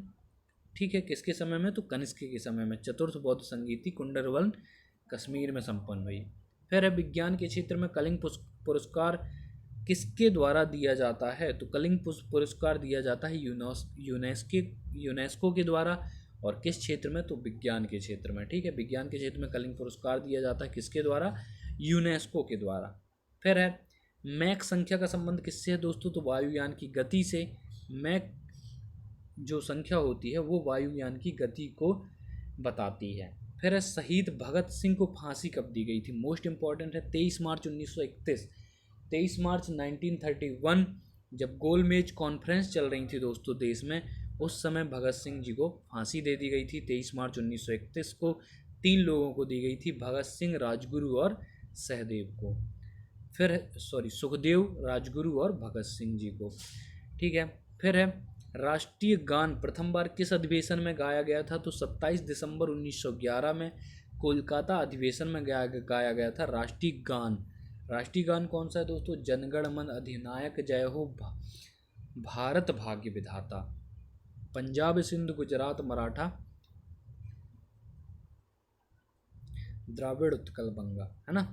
तो इस तरीके से हमारा जो राष्ट्रीय गान है रविंद्रनाथ टैगोर गुरुजी के द्वारा लिखा गया है, उसको 27 दिसंबर 1911 को कोलकाता अधिवेशन में सर्वप्रथम गाया गया था। ठीक है, तो याद रखिएगा, सन भी इम्पोर्टेंट है, 1911। कौन सा अधिवेशन, तो कोलकाता अधिवेशन। फिर प्रेशर कुकर में खाना जल्दी पकने का कारण क्या है, तो क्वथनांक का ज़्यादा होना। क्वथनांक का ज़्यादा होना प्रेशर कुकर में खाना जल्दी पकने का कारण है दोस्तों। क्वथनांक और प्रेशर, ठीक है, देखिए जो प्रेशर कुकर होता है क्वथनांक होता है, एक्चुअली क्वथनांक डिपेंड करता है किस पर, ताप और दाब पर, टेम्परेचर एंड प्रेशर पर। तो मान लीजिए यहाँ पर आप 100 डिग्री टेम्परेचर दे रहे हो, लेकिन ये बर्तन खुला है, ठीक है, और यहीं पर आप, तो ये 100 डिग्री सेल्सियस यानी कि 100 डिग्री सेल्सियस टेम्परेचर पर यहाँ पर जो पानी है वो उबलने लगा। मतलब इसमें आपने दाल मान लीजिए पकने के लिए डाली है, तो पानी उबलने लगेगा 100 डिग्री सेल्सियस में। प्रेशर कुकर में ऐसा होता है, जो प्रेशर कुकर होता है इसमें क्या होता है कि जो 100 डिग्री सेल्सियस में पानी उबलने वाला है, अब वो 150 डिग्री सेल्सियस में पानी उबलेगा। यानी कि यहाँ का टेम्परेचर क्या हो जाएगा, बहुत ज़्यादा। और टेम्परेचर क्यों बढ़ गया, क्योंकि प्रेशर कुकर में प्रेशर बहुत ज़्यादा है। यहाँ पर खुला था तो कोई दिक्कत नहीं है, ये पूरी की पूरी गैस निकल रही है बाहर और वातावरण में जा कर के ठंडी हो जाएगी। लेकिन यहाँ पर जो है वो गैस निकल नहीं रही है, उसी के अंदर भरती जा रही है। इसी प्रेशर के कारण यहाँ जो पानी है वो 150 डिग्री सेल्सियस के बाद उबलेगा, इसलिए यहाँ पर खाना जल्दी पकता है और यहाँ देर से पकता है। फिर है दोस्तों हमारा ज्ञानपीठ पुरस्कार प्राप्त करने वाली प्रथम महिला कौन है, तो वो है आशापूर्णा देवी। और अगर पुरुष पूछा जाए तो शंकर कुरूप हैं। ठीक है दोस्तों, तो जो शंकर कुरूप हैं वो पहले भारतीय हैं जिनको ज्ञानपीठ पुरस्कार मिला, और आशापूर्णा देवी पहली महिला हैं जिनको ज्ञानपीठ पुरस्कार मिला। सुमित्रा नंदन पंत को मिला था हिंदी भाषा में सबसे पहले, उसको भी याद रखना है, उनको भी याद रखना है। फिर है ट्रेन टू पाकिस्तान पुस्तक के रचयिता कौन है, तो सुखवंत सिंह। बहुत ही ज़्यादा निर्दयता से लिखी गई है और वास्तविक लेखन है इनका। देख के आप मतलब पढ़ के आप बहुत ही हैरान होंगे कि इस तरीके का भी काम हो सकता है कभी। तो ट्रेन टू पाकिस्तान पुस्तक को आप पढ़िए कभी, खुशवंत सिंह जी की है। ठीक है, किसने लिखी है ट्रेन टू पाकिस्तान, खुशवंत सिंह जी ने। फिर गाजर में कौन सा विटामिन पाया जाता है, तो विटामिन ए पाया जाता है दोस्तों गाजर में। और भारत में स्थानीय स्वशासन की स्थापना किसने की, तो ये की थी लॉर्ड रिपन ने। जो स्थानीय स्वशासन है इसकी स्थापना की थी लॉर्ड रिपन ने, इन्हीं को बोला जाता है स्थानीय स्वशासन का जनक। ठीक है, लॉर्ड रिपन को। फिर है भारत का सबसे बड़ा तेल शोधक कारखाना कहाँ पर है, तो मथुरा में। दोस्तों जो मथुरा है यहाँ पर भारत का सबसे बड़ा तेल शोधक कारखाना है। फिर है नीलगिरी पर्वत की सर्वोच्च चोटी का नाम क्या है, तो वो है दोदा बेटा। जो दोदा बेटा है वो नीलगिरी पर्वत की सर्वोच्च चोटी का नाम है। नेक्स्ट, नोबेल पुरस्कार प्राप्त करने वाली प्रथम महिला कौन थी? तो नोबेल पुरस्कार प्राप्त करने वाली प्रथम महिला थी मैडम क्यूरी, और इनको 2 विषय में नोबेल मिला है, एक केमिस्ट्री में और एक फिजिक्स में। ठीक है, मैडम क्यूरी को। फिर सूर्य के प्रकाश में कौन सा विटामिन उपस्थित रहता है? तो विटामिन डी रहता है दोस्तों। नेक्स्ट है, संविधान का निर्माण करने वाला पहला देश कौन सा है? तो अमेरिका है दोस्तों। जो अमेरिका है वो संविधान का निर्माण करने वाला पहला देश है, यानी कि जो संविधान, लिखित संविधान है, एक्चुअली लिखित संविधान सबसे पहला किस देश का है? तो अमेरिका का है। और अलिखित संविधान की बात करें तो ब्रिटेन का संविधान अलिखित संविधान है। नेक्स्ट है, देश का सबसे बड़ा बंदरगाह कौन सा है? तो जवाहरलाल नेहरू बंदरगाह, जो कि मुंबई में है। भारत का सबसे बड़ा बंदरगाह है मुंबई में, उसका नाम है जवाहरलाल नेहरू बंदरगाह, जवाहरलाल नेहरू पोर्ट। कहाँ पर है? मुंबई में। फिर है, दाढ़ी बनाने के लिए कौन से दर्पण का उपयोग किया जाता है? तो ये किया जाता है उत्तल दर्पण का, कॉन्वेक्स लेंस का यूज किया जाता है दाढ़ी बनाने के लिए। नेक्स्ट है, महाभारत का प्राचीन नाम क्या है? तो जय संहिता। और महाभारत दोस्तों भारत ही नहीं, विश्व का सबसे बड़ा महाकाव्य है, वर्ल्ड का सबसे बड़ा महाकाव्य है महाभारत, और इसका निकनेम है जय संहिता। नेक्स्ट है, विश्व स्वास्थ्य दिवस कब मनाया जाता है? तो 7 अप्रैल को मनाया जाता है। 7 अप्रैल 1948 को WHO की स्थापना हुई थी। किसकी स्थापना हुई थी दोस्तों? WHO की स्थापना हुई थी 7 अप्रैल 1948 को, इसीलिए 7 अप्रैल को विश्व स्वास्थ्य दिवस के रूप में मनाया जाता है। नेक्स्ट है, सूर्य की ऊर्जा का मुख्य कारण क्या है? तो नाभिकीय संलयन है। मोस्ट इंपॉर्टेंट है दोस्तों, नाभिकीय संलयन सूर्य की ऊर्जा का मुख्य कारण है। संलयन का मतलब होता है जुड़ना, यानी कि जब 4 हाइड्रोजन परमाणु जुड़ते हैं तो एक हीलियम 2He4 का निर्माण होता है। ठीक है, तो इस तरीके से संलयन होता है किसमें? सूर्य में, और वही उसकी ऊर्जा का स्रोत है, नाभिकीय संलयन। नेक्स्ट है, चक्रवात आने का मुख्य कारण कौन सा है? तो निम्न वायु दाब। निम्न वायु दाब कारण है चक्रवात आने का। नेक्स्ट है, लोदी वंश का अंतिम शासक कौन था? तो इब्राहिम लोदी। और संस्थापक पूछा जाए तो बहलोल लोदी। दोस्तों बहलोल लोदी ने स्थापना की थी लोदी वंश की, और इब्राहिम लोदी इसका अंतिम शासक था। नेक्स्ट है, भूमंडल पर कर्क रेखा और मकर रेखा के बीच का क्षेत्र क्या कहलाता है? तो भूमंडल पर कर्क और मकर रेखा के बीच का जो क्षेत्र है वो कहलाता है उष्णकटिबंधीय क्षेत्र। ठीक है। नेक्स्ट है, रविंद्रनाथ टैगोर ने शांति निकेतन की स्थापना कब की थी? तो 1901 में दोस्तों, 1901 में रविन्द्रनाथ टैगोर ने शांति निकेतन की स्थापना की थी। नेक्स्ट है, माउंट एवरेस्ट को नेपाल में किस नाम से जाना जाता है? तो सागर माथा के नाम से जानते हैं। राष्ट्रीय राजमार्ग NH7 भारत के कितने राज्यों से होकर गुजरता है? तो 7 राज्यों से। ठीक है, 7 राज्यों से होकर गुजरता है NH7। और विंग्स ऑफ फायर आत्मकथा के लेखक कौन है? तो APJ अब्दुल कलाम। दोस्तों कलाम साहब हमारे पूर्व राष्ट्रपति वैज्ञानिक कलाम साहब हैं। ये विंग्स ऑफ फायर के लेखक हैं, जो कि उनकी स्वयं की आत्मकथा है, उनकी ऑटोबायोलॉजी है। नेक्स्ट है हमारा, केंद्रीय खाद्य तकनीकी अनुसंधान संस्थान कहाँ पर है दोस्तों? तो मैसूर कर्नाटक पर है केंद्रीय खाद्य तकनीकी अनुसंधान संस्थान। और भारत में हरित क्रांति के जनक MS स्वामीनाथन कहलाते हैं। और अगर विश्व में पूछा जाए तो नॉर्मन बोरलॉग। ठीक है। फिर चंद्रगुप्त मौर्य की राजधानी कहाँ पर थी? तो पाटलिपुत्र। आप सभी जानते हैं पाटलिपुत्र चंद्रगुप्त मौर्य की राजधानी थी। और पाटलिपुत्र जो कि गंगा नदी के किनारे है दोस्तों। ठीक है। नेक्स्ट है हमारा, बांग्लादेश का जन्म कब हुआ था? तो 1971 में बंगाल का विभाजन कर दिया गया था। किसके द्वारा? इंदिरा गांधी जी थी उस टाइम पे प्राइम मिनिस्टर, प्रधानमंत्री। उन्होंने 1971 में बांग्लादेश को एक अलग राष्ट्र के रूप में मान्यता दी। फिर वायुयान के टायरों में कौन सी गैस भरी होती है? तो हीलियम गैस भरी होती है। हीलियम ही क्यों भरते हैं दोस्तों? क्योंकि ये एक इनर्ट गैस है, इसलिए वायुयान के टायरों में भरी जाती है। नेक्स्ट है, अब तक भारतीय रुपए का कितनी बार अवमूल्यन हुआ है? तो दोस्तों 3 बार। अवमूल्यन का मतलब होता है डिमोनिटाइजेशन। ठीक है, डिमोनिटाइजेशन 3 बार हो चुका है भारतीय रुपए का। ठीक है, 3 बार। केंद्रीय औषधि अनुसंधान संस्थान कहाँ पर है? तो लखनऊ में है। उत्तर प्रदेश की राजधानी है लखनऊ, और यहाँ पर केंद्रीय औषधि अनुसंधान संस्थान स्थापित है। फिर हुसैन सागर झील कहाँ पर स्थित है दोस्तों? तो यह है हैदराबाद में। हुसैन सागर झील हैदराबाद में। हैदराबाद जो कि मूसी नदी के किनारे बसा हुआ है, यहाँ पर हुसैन सागर झील स्थित है। फिर रुपए 1 का नोट कौन जारी करता है? तो दोस्तों भारत सरकार जारी करती है 1 रुपए का नोट। नेक्स्ट है हमारा श्वेत क्रांति के जनक कौन है दोस्तों? तो डॉक्टर वर्गीज कुरियन है। और विश्व का सबसे बड़ा पशु का मेला कहाँ पर लगता है? तो सोनपुर बिहार में लगता है। नेक्स्ट है लेडी विद द लैम्प के नाम से कौन जाना जाता है?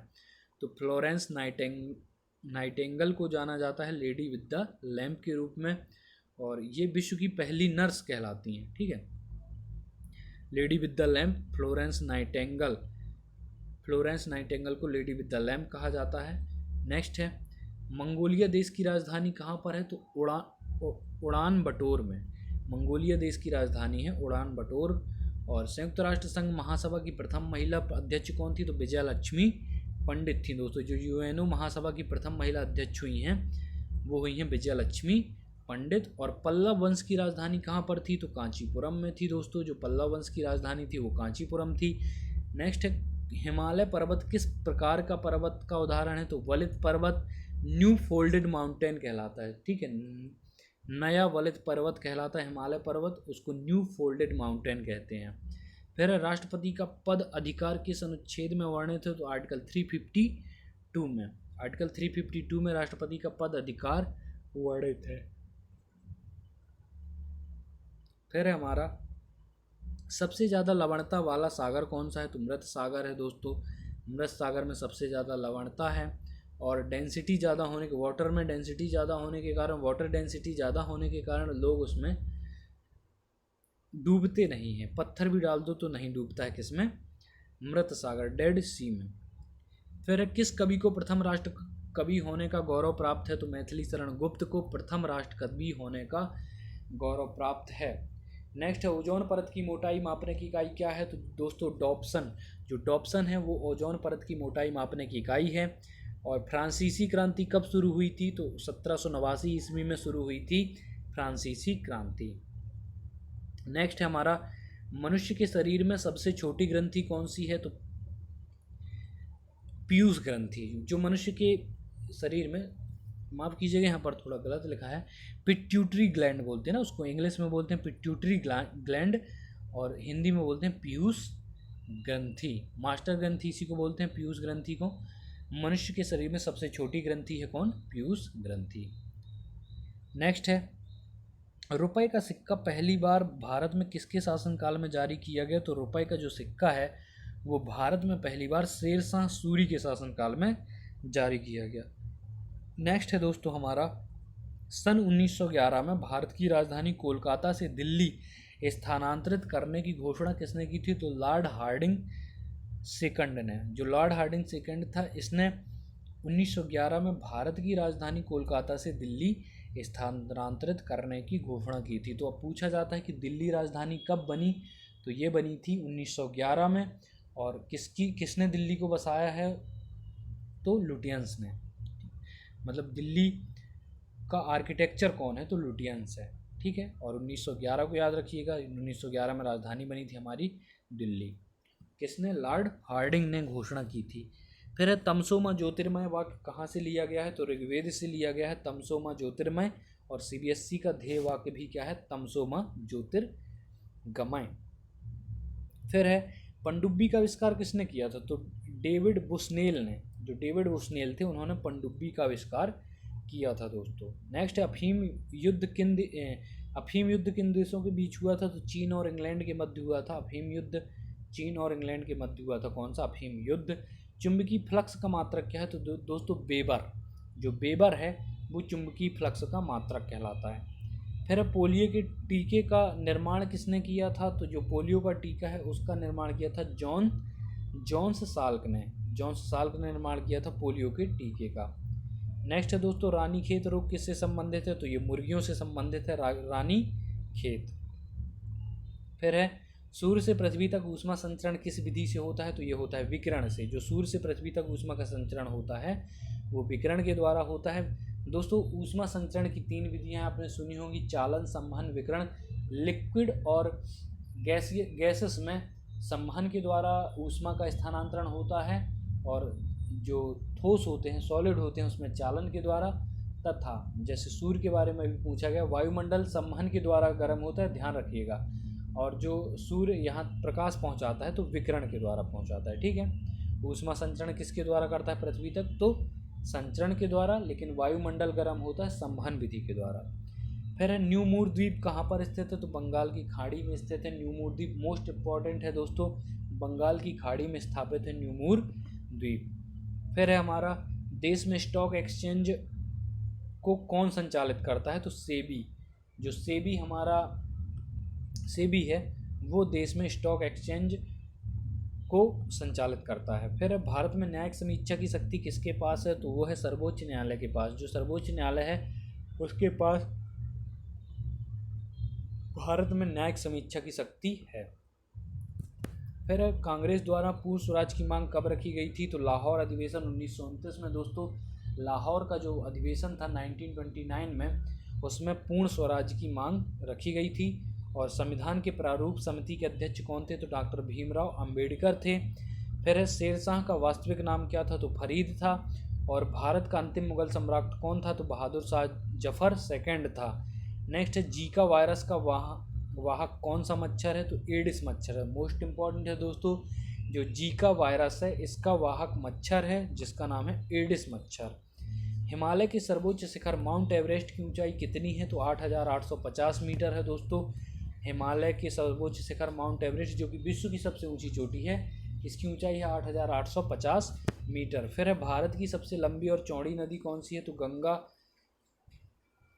गंगा। भारत की सबसे लंबी नदी है गंगा और चौड़ी नदी है ब्रह्मपुत्र। गंगा और ब्रह्मपुत्र जो हैं वो लंबी और चौड़ी नदियां हैं भारत की। फिर 180 डिग्री देशांतर रेखा को कौन सी रेखा कहा जाता है? तो अंतर्राष्ट्रीय तिथि रेखा। जो 180 डिग्री देशांतर रेखा है इसको अंतर्राष्ट्रीय तिथि रेखा के नाम से जानते हैं। फिर है त्वचा का अध्ययन क्या कहलाता है? तो डर्मेटोलॉजी कहलाता है। लॉ ऑफ फ्लोटिंग सिद्धांत की खोज किसने की थी? तो आर्किमिडीज ने की थी। जो लॉ ऑफ फ्लोटिंग सिद्धांत है उसकी खोज की थी आर्किमिडीज ने, ठीक है। प्लवन का सिद्धांत कहलाता है लॉ ऑफ फ्लोटिंग। फिर है यहाँ पर हमने पढ़ लिया डर्मेटोलॉजी त्वचा का अध्ययन कहलाता है, और अंतर्राष्ट्रीय तिथि रेखा को भी देख लिया 180 डिग्री सेल्सियस देशांतर को, ठीक है। फिर सैनिकों के भले के लिए मूल्य नियंत्रण नीति किसने लागू की थी? तो अलाउद्दीन खिलजी। जो अलाउद्दीन खिलजी था, सैनिकों के भले के लिए इसने मूल्य नियंत्रण नीति लागू की थी। फिर भारतीय सिविल सर्विस IPS किसके समय में लागू की? तो लॉर्ड कॉर्नवालिस, और इसे ही ICS का जन्मदाता कहा जाता है। Father of ICS, father of civil service कहलाता है कौन? Lord Cornwallis. फिर है शरीर की सबसे बड़ी ग्रंथि कौन सी है? तो यकृत यानी कि लीवर है शरीर की सबसे बड़ी ग्रंथि। फिर है आराम हराम है नारा किसने दिया था? तो पंडित जवाहरलाल नेहरू ने नारा दिया था आराम हराम है। फिर है भारत में टेलीविज़न कार्यक्रम का प्रसारण कब से शुरू हुआ? तो 1959 से। भारत में जो टेलीविज़न कार्यक्रम का प्रसारण है वो 1959 से शुरू हुआ था। और सबसे प्राचीन स्मृति कौन सी है? तो मनु स्मृति है। संविधान के अनुच्छेद 25 से 28 किससे संबंधित है? तो धार्मिक स्वतंत्रता से संबंधित है दोस्तों, आर्टिकल 25 से 28 तक। फिर पित्तरस का स्त्रावण कहाँ से होता है? तो यकृत से होता है दोस्तों पित्तरस का स्त्रावण।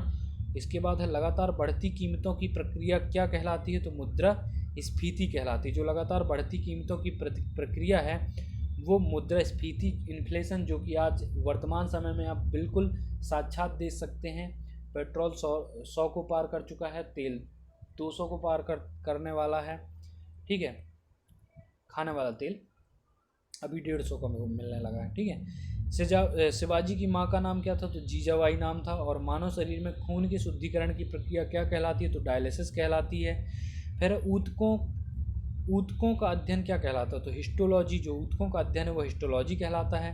पृथ्वी का औसत तापमान कितना होता है? तो 15 डिग्री सेल्सियस होता है पृथ्वी का औसत तापमान। पीसा का लीनिंग टावर कहाँ पर स्थित है? इटली में। जो पीसा का लीनिंग टावर है वो इटली में स्थापित है। फिर दोस्तों कोलकाता में फोर्ट विलियम, कोलकाता में फोर्ट विलियम कॉलेज की स्थापना किसने की थी? लॉर्ड वेलेस्ली ने। दोस्तों लॉर्ड वेलेस्ली ने स्थापना की थी कोलकाता में फोर्ट विलियम कॉलेज की।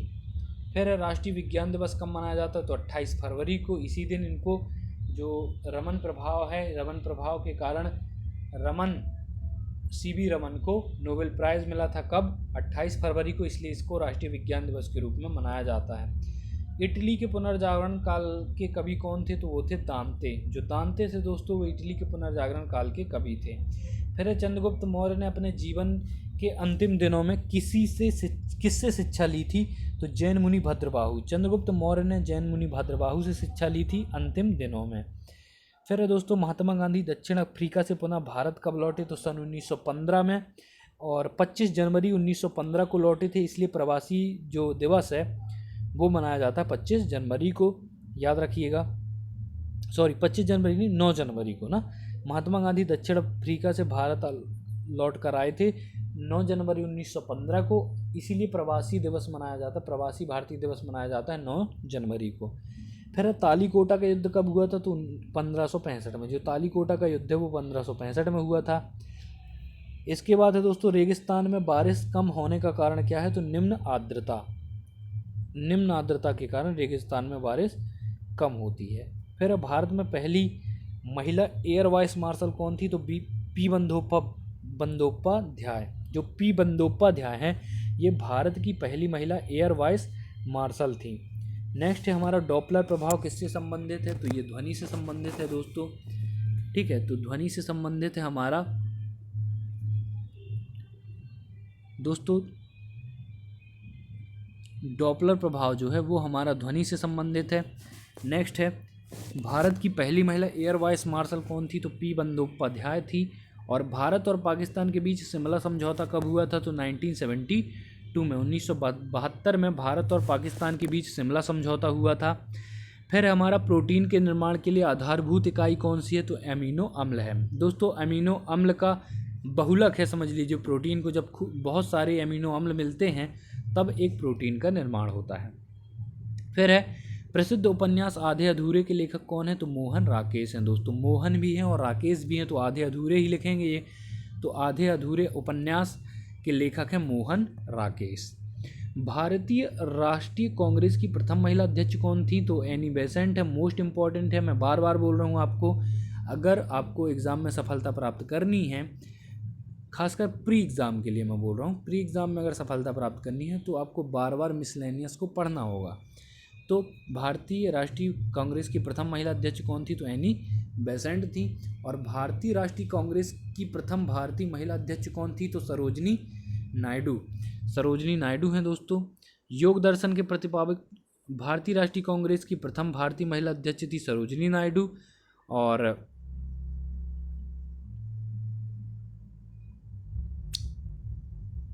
ये 2 क्वेश्चन में थोड़ा सा कन्फ्यूजन है, देखिए 275 है, उसमें बोल रहा है भारतीय राष्ट्रीय कांग्रेस की प्रथम महिला अध्यक्ष कौन थी? Annie Besant. ये ठीक है, लेकिन इस क्वेश्चन में 276 में देखिए क्या चेंज है।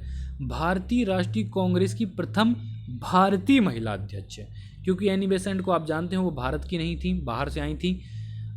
तो अगर पूछा जाए कि भारतीय राष्ट्रीय कांग्रेस की प्रथम भारतीय महिला अध्यक्ष पूछी जाए तो ये है सरोजनी नायडू। फिर योग दर्शन के प्रतिपादक कौन थे? तो पतंजलि थे दोस्तों। सांख्य के कपिल मुनि। और अगर न्याय दर्शन के पूछे जाएं तो गौतम थे, ठीक है, गौतम ऋषि। फिर सूर्य के 90 की मिश्रण में हाइड्रोजन कितना प्रतिशत है? सूर्य के मिश्रण में, सूर्य में गैस के मिश्रण में हाइड्रोजन का कितना परसेंट है? ठीक है, तो वो है 71%, 71% हाइड्रोजन है दोस्तों।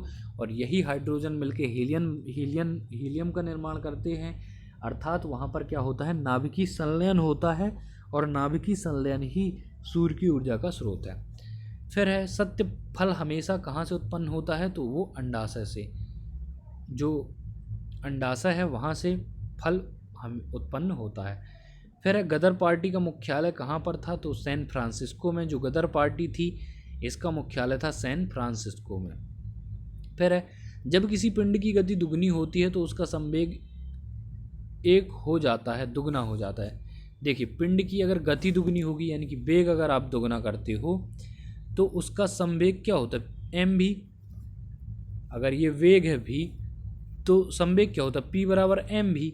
अगर इसको डबल करोगे तो ये भी डबल हो जाएगा, ठीक है। तो संवेग भी क्या हो जाएगा, डबल हो जाएगा दोस्तों। फिर है सूर्य और पृथ्वी के मध्य न्यूनतम दूरी कब होती है, तो 3 जनवरी को, जो 3 जनवरी की डेट है दोस्तों, तब सूर्य और पृथ्वी के मध्य न्यूनतम दूरी होती है। फिर एलिसा परीक्षण किसके लिए किया जाता है, तो एड्स के लिए। जो एलिसा परीक्षण है मोस्ट इम्पॉर्टेंट है, बहुत बार पूछा गया है, याद रखना। एलिसा परीक्षण किया जाता है एड्स के लिए। फिर हरिजन सेवक संघ के संस्थापक कौन थे, तो महात्मा गांधी थे। जो महात्मा गांधी थे वो हरिजन सेवक संघ के संस्थापक थे। नेक्स्ट है दोस्तों, चाय के लिए उपयुक्त मिट्टी कौन सी है, तो लेटेराइट मिट्टी है, जो कि पहाड़ों में पाई जाती है। आपने असम में देखी होगी, साउथ इंडिया में देखी होगी, केरल वगैरह में, तो वहाँ पर चाय के बागान आपको देखने को मिल जाते हैं। और जो लेटेराइट मिट्टी है मोस्टली पहाड़ों में पाई जाती है, इसलिए चाय के जो बागान हैं वो लगाए जाते हैं पहाड़ों में। फिर मैटूर बांध कहाँ पर स्थित है, तो तमिलनाडु में। जो मैटूर बांध है वो तमिलनाडु में स्थित है। नेक्स्ट है दांतों का डॉक्टर कौन से दर्पण का प्रयोग करता है, तो अवतल दर्पण का। दोस्तों जो दाढ़ी बनाने के लिए यूज किया जाता है, शेविंग के लिए, वो उत्तल दर्पण का यूज करता है। बाकी डॉक्टर हो, दांतों का डॉक्टर हो, या सूर्य की किरणों को संकुचित करना हो, या फिर वायु का बुलबुला पानी में हो, वो सब क्या है, अवतल दर्पण की तरह व्यवहार करता है। फिर कितनी डिग्री सेल्सियस पर जल का घनत्व अधिकतम होता है, दोस्तों, तो 4 डिग्री सेल्सियस में। जल एक ऐसा लिक्विड है जो अद्भुत है अपने आप में ही, क्योंकि उसमें एक अलग क्वालिटी पाई जाती है। 4 डिग्री सेल्सियस तक अगर आप जल को 0 डिग्री सेल्सियस से गर्म करना स्टार्ट करते हैं, तो अगले 4 डिग्री सेल्सियस तक उसका डेंसिटी बढ़ेगा, यानी कि अणु पास पास आएंगे, और उसके बाद फिर वो नॉर्मल लिक्विड की भांति व्यवहार करने लगेगा 4 डिग्री सेल्सियस के बाद। अर्थात वो उसके अणु फैलने लगेंगे और वो भाप में परिवर्तित होने लगेगा। तो ऐसे आपको याद रखना है दोस्तों। फिर है मानव शरीर में रक्तचाप कौन सी ग्रंथि द्वारा नियंत्रित होता है, तो एड्रिनल ग्रंथि। जो एड्रिनल ग्रंथि होती है, इसी के द्वारा मानव शरीर में रक्तचाप नियंत्रित होता है। फिर चीनी यात्री ह्वेनसांग किसके शासनकाल में आया था, तो हर्षवर्धन के शासनकाल में। दोस्तों हर्षवर्धन के शासनकाल में चीनी यात्री ह्वेनसांग आया था, और इसकी यात्रा वृत्तांत को इसने अपनी रचना को क्या नाम दिया है, तो सी यू की नाम दिया है। फिर मनुष्य के लिए सबसे हानिकारक विकिरण कौन सी है, तो गामा किरण है। दोस्तों गामा किरण सबसे ज़्यादा खतरनाक होती है, इसकी वेदन क्षमता सबसे अधिक होती है, ठीक है। तो खतरे के बारे में पूछे, पावर के बारे में पूछे, इसकी एफिशिएंसी के बारे में पूछे, तो आपको गामा किरण लगा देना है, सबसे ज़्यादा एफिशिएंसी इसी की होती है। हैजा रोग का मुख्य कारण क्या है, तो जीवाणु है। दोस्तों हैजा रोग जीवाणु के कारण होता है, ठीक है। फिर आगा खां कप का संबंध किस खेल से है, तो फुटबॉल से। जो आगा खां कप है इसका संबंध है फुटबॉल से। मोस्ट इम्पॉर्टेंट है, कई बार पूछा गया है, क्योंकि आगा खां नाम पढ़ के आप लगा देते हैं हॉकी, लेकिन ये किसका है, फुटबॉल के लिए है आगा खां कप। फिर चुंबकीय आघूर्ण का मात्रक क्या है, तो चुंबकीय आघूर्ण का मात्रक है टेस्ला। मोस्ट इम्पॉर्टेंट है दोस्तों। विद्युत फ्लक्स का हमने वेबर देखा, और चुंबकीय आघूर्ण का मात्रक हमने टेस्ला देखा। फिर है हमारा उच्च ताप मापन के लिए कौन से उपकरण का उपयोग किया जाता है, दोस्तों, तो पायरोमीटर का जो उच्च ताप का मापन करना है। अगर आपको उच्च ताप का मापन करना है तो उसके लिए पायरोमीटर उपकरण का उपयोग करना पड़ेगा। फिर है किसी लोलक की लंबाई दुगनी होने पर उसकी समयावधि क्या हो जाती है, तो वो भी दुगनी हो जाती है, ठीक है। √2πLg होता है ना। तो किसी लोलक की लंबाई दोगुनी होने पर उसकी जो समयावधि है वो भी दुगनी हो जाएगी। समयावधि का मतलब होता है आवर्तकाल, यानी कि अगर आप लोलक की लंबाई बढ़ाएंगे तो आवर्तकाल भी उसी रेट से बढ़ेगा। अगर लंबाई को दुगना किए हैं तो लोलक का आवर्तकाल भी क्या हो जाएगा, दोगुना हो जाएगा। फिर है प्रकाश वर्ष किसका मात्रक है, तो दूरी का मात्रक है दोस्तों। फिर है लोकसभा के प्रथम प्रवक्ता कौन थे, तो जीवी मावलंकर साहब थे। लोकसभा के प्रथम प्रवक्ता पूछा जाए, प्रथम अध्यक्ष पूछा जाए, कौन है, जीवी मावलंकर, ठीक है, गणेश वासुदेव मावलंकर। फिर है विश्व की सबसे ऊंची वेधशाला कहाँ पर स्थित है, तो लद्दाख में स्थित है दोस्तों। विश्व की सबसे ऊंची वेधशाला लद्दाख में स्थित है। और राष्ट्रपति पर महाभियोग किस अनुच्छेद के से संबंधित है? तो आर्टिकल 61 अनुच्छेद 61 के तहत अपन राष्ट्रपति को क्या दे सकते हैं? राष्ट्रपति को आप जा कर के इस्तीफा दे सकते हैं। फिर है, तड़ित चालक की खोज किसने की थी? तो बेंजामिन फ्रैंकलिन ने की थी। दोस्तों यहाँ पर हमने 300 क्वेश्चन कंप्लीट कर लिए हैं। आगे के क्वेश्चन आपको नेक्स्ट पार्ट में देखने को मिलेंगे। तब तक के लिए बने रहिए हमारे साथ। अगर आप चैनल पर नए हैं तो चैनल को सब्सक्राइब कीजिए और दोस्तों में शेयर कीजिए, ताकि अधिक से अधिक लोगों के पास हमारा जो ये क्वेश्चन का संग्रह है ये पहुंच सके, उनको भी लाभ मिल सके। मिलते हैं अगले वीडियो के साथ। जय हिंद, जय भारत।